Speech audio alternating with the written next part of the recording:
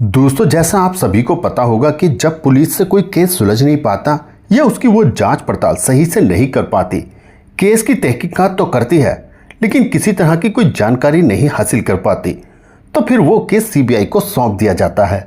CBI की team उस case को बहुत बारीकी से छानबीन करती है और केस को सुलझाने में हर हद को पार कर देती है, चाहे उसके लिए उसे कुछ भी करना पड़े। सीबीआई केस की जड़ तक जाती है और मुजरिम का पता लगाकर उसे सख्त से सख्त सजा दिलाती है।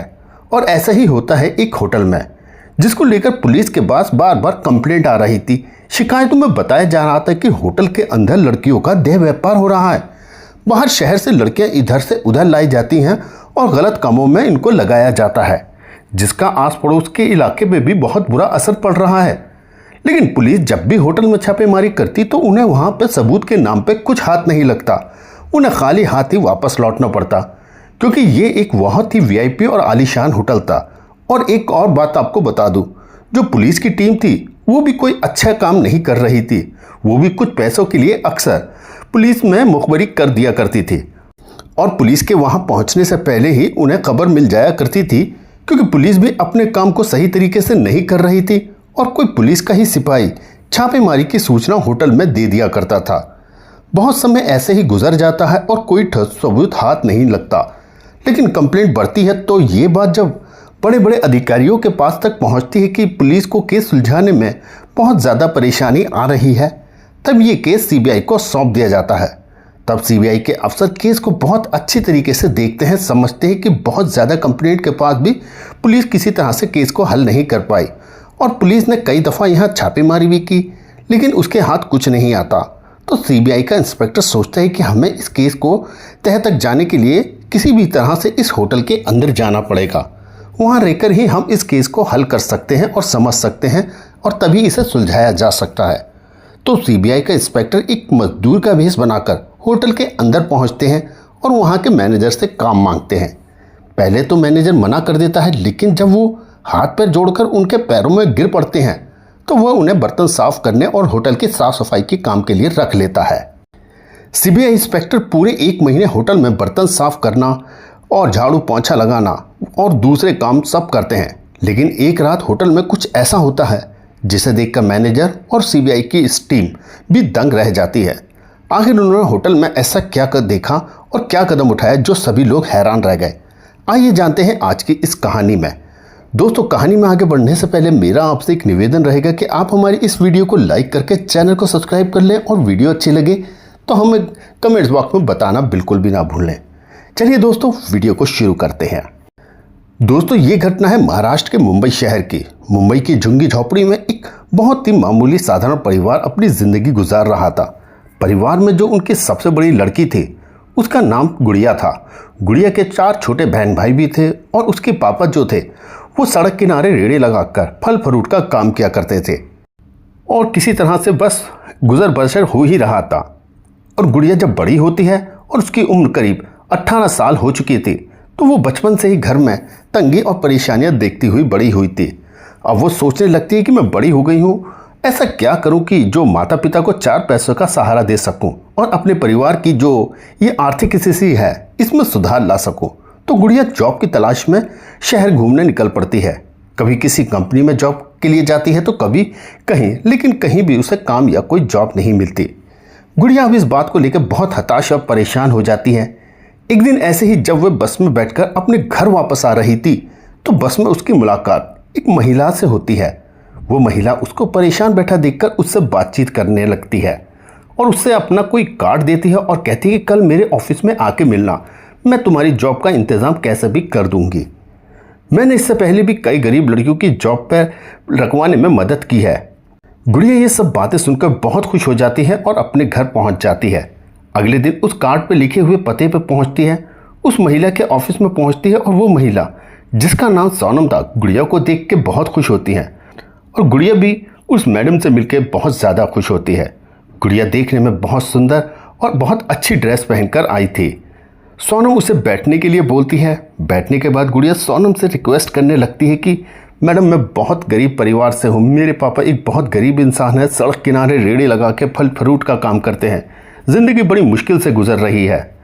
तो सोनम मैडम कहती है कि ठीक है, तुम ज़्यादा परेशान होने की बिल्कुल ज़रूरत नहीं है, बस ये समझो कि तुम्हारी जॉब अब पक्की हो गई है। मैं तुम्हें एक एड्रेस दे रही हूँ, कल इस लोकेशन पर इस होटल में पहुँच जाना। होटल में तुम्हारी नौकरी रिसेप्शन पर लग जाएगी। तुम्हें रिसेप्शन के काउंटर पर बैठकर बस वहाँ से आने और जाने वाले लोगों की एंट्री करनी है, उनकी ज़रूरत को सुनकर वहाँ के स्टाफ को बताना है, बस इतना सा तुम्हारा काम होगा और इसके बदले तुम्हें 20,000 रुपये महीना मिलेंगे।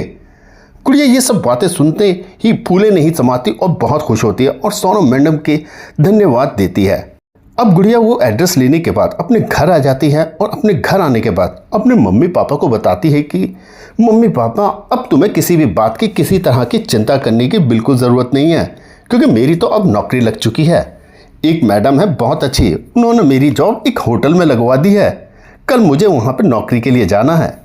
अब माँ बाप भी ये बात सुनने के बाद बहुत खुश हो जाते हैं, क्योंकि गरीब परिवार था, सोचने लगे कि हमारी बेटी भी अब अच्छी नौकरी करेगी और 4 पैसे कमा के लाएगी, तो हमें भी किसी तरह का सहारा लग जाएगा और साथ ही इसके छोटे बहन भाई जो पढ़ना चाहते हैं वो भी अच्छी तरह से पढ़ के कामयाब हो सकते हैं। अब माँ बाप भी बहुत ज़्यादा खुश थे और गुड़िया भी बहुत ज़्यादा खुश थी। अगले दिन गुड़िया अपने डॉक्यूमेंट्स लेकर उस होटल की तरफ निकल पड़ती है। हालांकि गुड़िया ज़्यादा पढ़ी हुई तो थी नहीं, 12वीं तक पढ़ी हुई थी, इसलिए 12वीं के डॉक्यूमेंट और अपने दूसरे आईडी प्रूफ वगैरह लेने के पास बताए हुए उस होटल के एड्रेस पर पहुंच जाती है। अब गुड़िया करीब 10 बजे होटल के अंदर जाती है, लेकिन उसके होटल में ही पूरा दिन निकल जाता है। वो अपने घर में वापस नहीं लौटती। इधर माँ बाप गुड़िया के ना लौटने से परेशान हो जाते हैं कि आखिर हमारी बेटी इतनी देर से क्यों नहीं आई, अब तक तो उसे वापस लौट आना चाहिए था। इधर वो अपने 2-4 मित्रों को और पास पड़ोस के लोगों को लेते हैं और गुड़िया की तलाश में लग जाते हैं, लेकिन फिर भी गुड़िया का कोई सुराग नहीं मिलता, क्योंकि माँ बाप अनपढ़ थे, ना तो उन्हें उस महिला सोनम का एड्रेस मालूम था और ना ही गुड़िया ने कभी उन्हें बताया था। लेकिन वो उस होटल का पता जानते थे जहाँ वो इंटरव्यू देने के लिए गई थी। सभी लोग होटल पहुँचते हैं तो उन्हें ये बोलकर वहाँ से निकाल दिया जाता है कि इतने बड़े होटल में हम किसी अनपढ़ लड़की को जॉब पे भला क्यों रखेंगे, यहाँ कोई गुड़िया नाम की लड़की नहीं आई। माँ बाप ये बात सुनकर बहुत ज़्यादा दुखी होते, मानो उनका तो दिल फटा जा रहा था।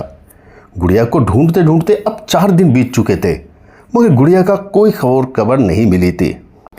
इसके बाद परेशान होकर वो पुलिस स्टेशन जाते हैं और गुमशुदगी की रिपोर्ट दर्ज कराते हैं। वहाँ बताते हैं कि साहब, हमारी बेटी उस होटल में जॉब के लिए गई थी, लेकिन आज 4 दिन बीत गए हैं, वो घर वापस नहीं लौट कर आई। हमने उससे सभी जगह पे देखा, हमने सभी रिश्तेदारियों में, उसके यार दोस्तों में, सहेलियों के घर, लेकिन किसी को भी उसकी कोई जानकारी नहीं है। अब जैसे ही पुलिस वाले उस होटल का नाम सुनते हैं और उस एप्लीकेशन में होटल का नाम देखते हैं तो वो चौंक जाते हैं। उनसे पूछते हैं कि आपकी बेटी की उम्र क्या रही होगी, तो वो बोलते हैं कि हमारी बेटी अभी 18 साल की हुई है। तब पुलिस वाले कहते हैं कि तुम्हें इस होटल के सिवा और कोई नहीं मिला था नौकरी करने के लिए। तब माँ बाप कहते हैं कि साहब, हमें तो इस बारे में कोई भी जानकारी नहीं, हमारी बेटी को एक महिला मिली थी बस में और उसी ने ही उस होटल का एड्रेस दिया, हम तो उसे महिला को जानते तक नहीं, हमारी बेटी ही उनसे फ़ोन पर अक्सर बातचीत करती थी, उस महिला की बातों में आकर हमारी बेटी वहाँ चली गई। अब पुलिस वाले भी समझ जाते हैं कि हो ना हो उस लड़की के साथ कोई ना कोई अनहोनी तो ज़रूर हुई है। फिर पुलिस वाले उनकी FIR लिख लेते हैं और उनसे कहते हैं कि आप परेशान ना हो, आप अपने घर चले जाओ, हम केस की अच्छे से छानबीन करेंगे और आपकी बेटी को जैसे भी हम ढूंढते हैं तुरंत आपको सूचना दे देंगे। अब माँ बाप निराश होकर घर लौट आते हैं और पुलिस अपनी तहकीकात में जुड़ जाती है। 1-2 बार तो उस होटल पर छापेमारी भी करती है, लेकिन कोई सबूत ही हाथ नहीं लगता, क्योंकि वो एक बड़ा VIP होटल था, बिना किसी सर्च वारंट के तो वो पहले अंदर ही नहीं जाते थे। लेकिन पुलिस 2-3 बार किसी तरह से अधिकारियों से परमिशन लेकर होटल पहुंच जाती, लेकिन होटल में पहले ही सूचना पहुंच जाती थी कि आज छापेमारी होने वाली है, तो वो लड़कियों को वहाँ से कहीं और शिफ्ट कर देते और पुलिस को कुछ भी हाथ नहीं लगता है। पुलिस स्टेशन में पहले भी 2-3 बार इस होटल के खिलाफ शिकायतें आई थी, इसलिए पुलिस को पूरा यकीन था कि होटल में हो ना हो लड़कियों का देह व्यापार चल रहा है। लेकिन अपना ही सिस्टम खराब होने के कारण वो कोई सबूत नहीं जुटा पाते। ऐसे ही समय बीतता गया। शहर के आला अधिकारी परेशान होकर रह जाते कि कोई सबूत नहीं मिला। उनके पास रोज़ाना तरह तरह की शिकायतें आने लगी, जैसे हमारी बेटी होटल में जॉब करने गई थी, हमारी बेटी खाना खाने गई थी या किसी और से काम से गई थी, लेकिन उसके बाद वो कभी होटल से वापस नहीं आई। अब शिकायतें जब ज़्यादा बढ़ने लगती हैं और कुछ आसपास के लोग जो राजनीति से जुड़े हुए थे वो किसी तरह से अपना प्रेशर डालकर ये केस अब सीबीआई के हाथों में सौंप देते हैं। अब सीबीआई की टीम केस को अच्छे से देखती है। पिछली इन्वेस्टिगेशन को भी ध्यान में रखते हुए वो फैसला लेते हैं कि हम डायरेक्ट रेड नहीं डालेंगे, हम उस होटल के अंदर ही जाना पड़ेगा, वहाँ सबूत इकट्ठा करेंगे। अच्छे से देखना होगा कि आखिर ये खबर सच है या झूठ, और अगर सच है तो कौन कौन लोग इसमें शामिल है, क्योंकि सिर्फ होटल को सील कर देने से असल लोगों की पहचान और उनकी सच्चाई का पता नहीं लग सकता। अब सीबीआई इंस्पेक्टर अपनी यूनिफॉर्म उतार देता है और 10 दिनों तक ना तो नहाता है और ना ही दाढ़ी बाल बनवाता है, और फिर एक गरीब मजदूर का भेष बनाकर होटल मैनेजर के पास पहुंचता है और कहता है कि साहब मैं बहुत बेसहारा और गरीब आदमी हूँ, 2 दिनों से मेरे घर में चूल्हा तक नहीं जला, बीवी बच्चे भूखे हैं, कहीं कोई काम मिल जाता तो आप मुझे इस होटल में किसी भी काम पे रख लीजिए जिससे मैं मेहनत करके मजदूरी करके अपने परिवार का पालन पोषण कर सकूँ। आप चाहे इसके बदले मुझे कुछ भी पैसा मत देना, बस मेरे परिवार को 2 वक्त की रोटी दे देना, इतना ही मेरे लिए काफ़ी है, मैं यहाँ पर दिन रात रहकर यही काम करूँगा। तो मैनेजर साफ साफ मना कर देता है कि यहाँ तुम्हारे लिए कोई काम नहीं है, क्योंकि मैनेजर बहुत ज़्यादा सतर्क रहता था कि कहीं कोई बाहर का आदमी सूचना ना दे दे और बाहर लोगों को इसकी जानकारी पता ना चल जाए।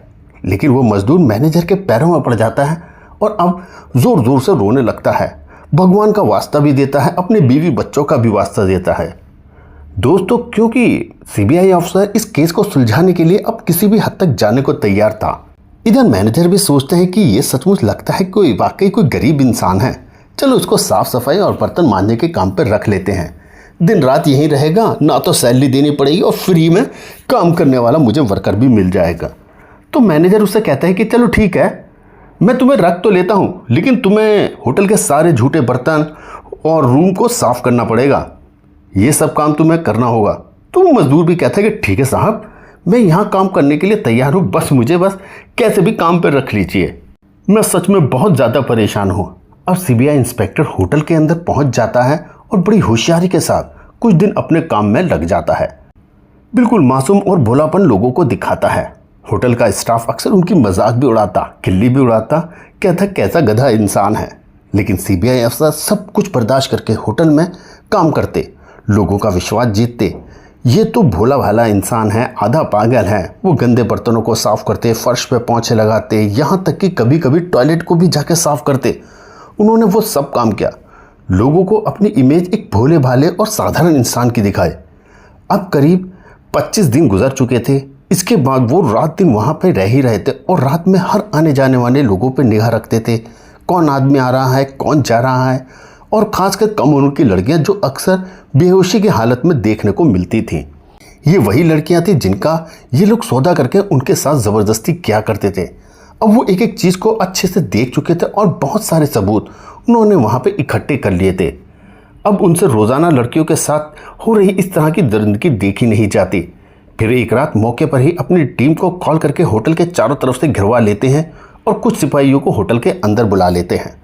अब वो रंगे हाथ मैनेजर और उनके स्टाफ को लड़कियों की जिन्स फरोशी करते हुए दबोच लेते हैं। अब उस होटल से एक नहीं बल्कि 13-14 लड़कियां बरामद हो जाती हैं। सभी लड़कियों को एक जगह करके उनकी पहचान को छिपाकर एक सरकारी हॉस्पिटल के वार्ड में शिफ्ट कर दिया जाता है। वहां जाके सीबीआई अब उनसे पूछताछ भी करती है, तो सभी लड़कियां बयान देती कि हमें नौकरी का झांसा देकर यहाँ फंसाया गया है और ज़बरदस्ती हमें यहाँ लाकर हमसे ये गंदे काम कराए जाते हैं। उन लड़कियों ने मैनेजर सहित उनके स्टाफ और उस महिला सोनम के खिलाफ भी बहुत सारे बयान दिए। इसके बाद उन लड़कियों को खुफिया तरीके से उन्हीं के घर बिना किसी को बताए भेज दिया जाता है, जिसके बाद उनकी पर्सनल लाइफ पर किसी भी तरीके की कोई दिक्कत या परेशानी भी नहीं आती। गुड़िया को भी अब उसके घर भेज दिया था। गुड़िया कुछ समय के लिए चुपचाप गुमनाम घर में रहती है और कुछ समय बाद फिर से अपनी फैमिली के साथ साधारण अपना जीवन बिताने लगती है। इधर सीबीआई इंस्पेक्टर ने लड़कियों के बयान के आधार पर मैनेजर को रिमांड पर लेकर अब उससे सख्ती से पूछताछ शुरू कर दी। तो उसने सोनम के बारे में एक एक सच्चाई उगल दी। उसके सभी ठिकानों की जानकारी इंस्पेक्टर साहब को दे दी, क्योंकि गुड़िया ने जो उसको ऑफिस का एड्रेस बताया था वहाँ पर तो वो सोनम आती नहीं थी। तो मैनेजर ने बताया कि वो वहाँ पर मिलेंगे, इसलिए मैनेजर के बताए हुए एड्रेस पर पहुँचते हैं और मौके से ही सोनम को गिरफ्तार कर लिया जाता है। उन सभी पर कोर्ट में मुकदमा दायर किया जाता है, सीबीआई की टीम अपने सभी गवाह और सभी सबूतों को कोर्ट में पेश करते हैं, जिसके बाद कोर्ट के ऑर्डर के बाद उस होटल को सील करके सोनम और मैनेजर और दूसरे स्टाफ को जेल की सलाखों के पीछे डाल दिया जाता है। फिर सभी लोग सीबीआई अफसर और उनकी टीम की बहुत ज्यादा प्रशंसा करते हैं। उन्होंने इतनी बड़ी परेशानी उठाकर अपना फर्ज निभाया, अपनी ड्यूटी को ईमानदारी से पूरा किया और गुड़िया और साथ साथ दूसरी लड़कियों की भी जिंदगी को बर्बाद होने से बचा लिया। दोस्तों, आप क्या कहना चाहेंगे इन जैसे जांबाज अफसरों के बारे में? हमें कमेंट्स बॉक्स में ज़रूर बताएं और वीडियो अच्छी लगे तो कमेंट्स बॉक्स में बताएं और आप किस शहर से और आपका क्या नाम है।